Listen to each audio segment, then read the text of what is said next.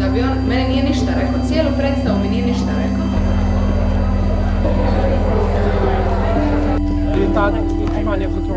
Sodobni cirkus, dokumentarne predstave, participatorne predstave, forma dokumentarnega gledališča. Gre za prireditev, ki je na nek način posebna.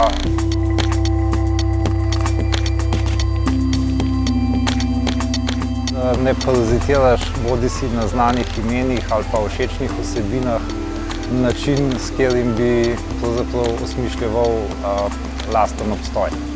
In zdaj, ko gledam nazaj, vidim z vidika tega, da sem pisala v predstavah, ena zelo dobra, včasih tudi težka šola, ker sem bila recimo soočena s predstavami, ki jih prej take forme nisem poznala. V gledališko-informativnem smislu tu smo gledali predstave, ki jih nikjer drugje ne bi, tudi na tujih festivalih, ki smo se jih udeleževali včasih, bi šle mimo, ker gre za predstave mladih ustvarjalcev.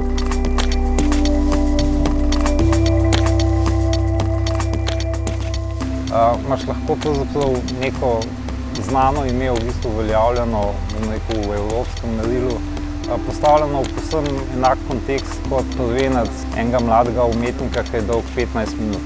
In znotraj programa te dve predstavi funkcionirata povsem enakovredno. Brez tega, da bi se recimo tistega uglednega umetnika razpihovali na vse načine, ampak sta to pravzaprav dva enakovredna dogodka, ki vsak na svoj način podpirata neko širšo logiko.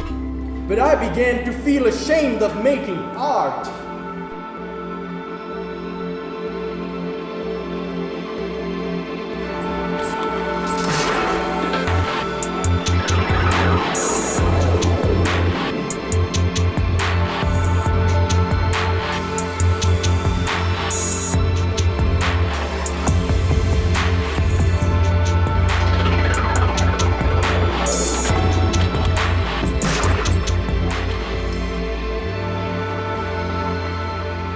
Da občutiš to, da ne govorimo samo mi en drugmu, da ne prepričujejo samo prepričani že prepričane, ampak da se odpira ta krog občinstva. Ker izbirajo predstave, ki nekako reflektirajo realno stanje. In se mi zdi, da se potem to vedno prenese nekako pravočasno sem, da vidimo pravočasno stvari, da niso to, ki že, ne vem, mimo ali pa zaprašene, komunicirajo na prav način.